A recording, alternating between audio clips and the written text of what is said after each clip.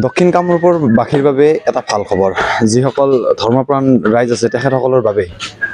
হালৈপাৰা কদমতলবাসী ৰাইজে এটা মন্দিৰ নিৰ্মাণ কৰিছে আৰু এই মন্দিৰটোত অহা 20 তাৰিখে এক উৎসৱমুখৰ পৰিৱেশৰ সৃষ্টি হ'ব কিয়নো এই যিটো মোৰ পিছফালে মন্দিৰ আছে এটা আটক ধুনীয়া এটা মন্দিৰ এই মন্দিৰটো হৈছে নৱগ্ৰহ মন্দিৰ দক্ষিণ কামৰূপৰ ৰাজহুৱা প্ৰথমটো নৱগ্ৰহ মন্দিৰ নহিৰাৰ হালৈপাৰা কদমতলবাসী যি ৰাইজ আছে এই ৰাইজে হালৈপাৰাত স্থাপন কৰিছে আৰু এই মন্দিৰটো বৰ্তমান সময়ত সম্পূৰ্ণ হৈ উঠিছে বিভিন্ন ধৰণৰ ইয়াতে নৱগ্ৰহৰ যি ধৰ্মৰ লগত জড়িত যিখিনি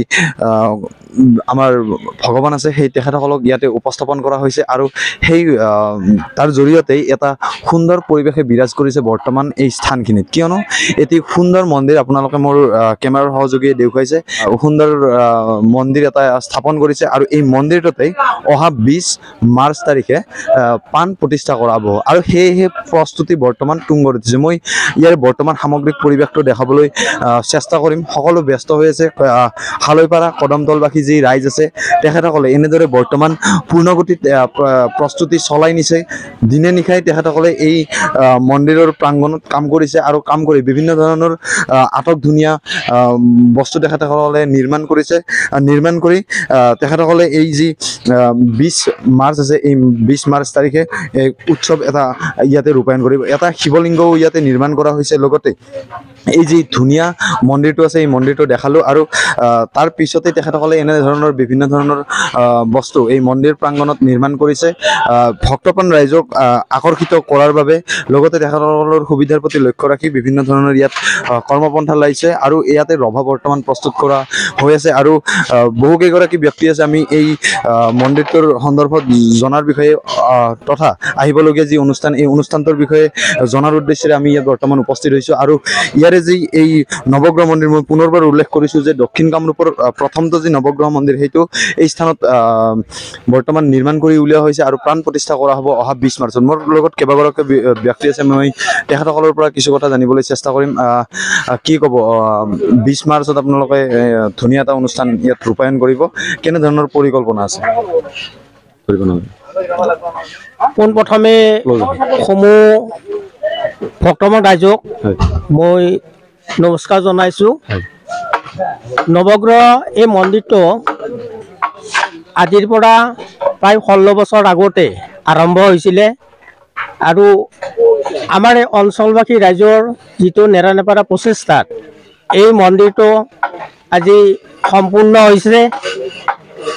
এই ক্ষেত্ৰত বিভিন্ন অনুষ্ঠানৰ লগতে বিভিন্ন অঞ্চলৰ মানুহে এই মন্দিৰটোলৈ বিভিন্ন ধৰণৰ বৰঙণি আগবঢ়াইছে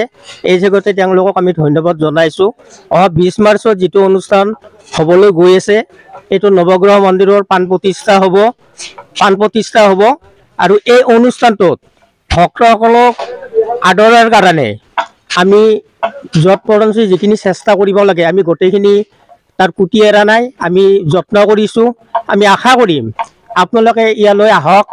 আমাৰ লগত সহযোগ কৰি আমাক সহযোগিতা আগবঢ়াওক আপোনালোকৰ দিহা পৰামৰ্শই আমাৰ এই অনুষ্ঠানটোৰ উজ্জ্বল ভৱিষ্যত কামনা কৰিব আমি সদৌ এটা কথা আপোনালোকক অনুৰোধ জনাম আৰু সিদিনাখন গোটেই দিনজোৰা কাৰ্যসূচী আছে ৰাতিপুৱাৰ পৰা পতাকা উত্তোলন আছে মন্দিৰৰ প্ৰাণ প্ৰতিষ্ঠা অনুষ্ঠান আছে বিভিন্ন ধৰণৰ মংগলিক অনুষ্ঠান আছে তাৰ লগতে আমাৰ এই অনুষ্ঠানটোৰ লগত সংগতি ৰাখি চিপাঝাৰৰ মৰমী শইকীয়া বাইদেউক আমি নাম পৰিৱেশন কৰাৰ কাৰণে আমন্ত্ৰণ জনাইছোঁ নিশাৰ ভাগত 6 গাঁও বিষ্ণুজ্যোতি নাট্য পৰিষদে নাট মঞ্চস্থ কৰিব গোটেইকেইটা অনুষ্ঠানতে সমূহ ৰাইজৰ সহায় সহযোগিতা আমি আশীৰ্বাদ বিচাৰিছোঁ বিশেষ নাই এইখিনিয়ে এদিনীয়া কাৰ্যসূচীৰে আমি আৰম্ভ কৰিম প্ৰস্তুতি বৰ্তমান কিমানমান প্ৰস্তুতি মোটামুটি আমাৰ 90% প্ৰস্তুতি ইতিমধ্যে আমাৰ সমাপ্ত হৈছে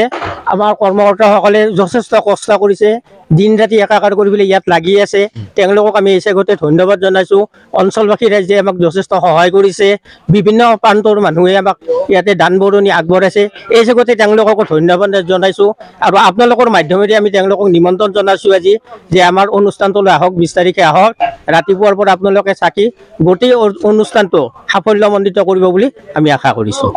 ধন্যবাদ জ্ঞাপন কৰিছোঁ আচলতে যি সম্পূৰ্ণ ইয়াৰে তথ্য সেই সম্পূৰ্ণ তথ্যখিনি তেখেতে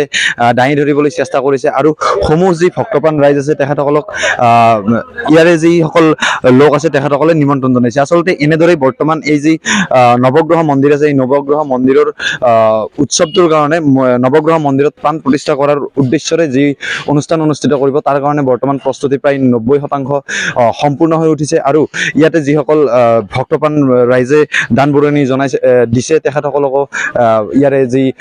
পৰিচালনা সমিতি আছে বা মন্দিৰৰ যিসকল ৰাইজ আছে তেখেতসকলে ধন্যবাদ জ্ঞাপন কৰিছে। আমিও আশা কৰোঁ অহা 20 মাৰ্চত এই স্থানত সমূহ ভক্তপ্ৰাণ ৰাইজে উপস্থিত হ'ব আৰু আমাৰ নৱগ্ৰহ যি প্ৰভু আছে প্ৰভুৰ শ্ৰীচৰণত শৰণ ল'ব। ফালৈপৰাৰ পৰা উৎপল দাসৰ ৰিপৰ্ট 24 লাইভ।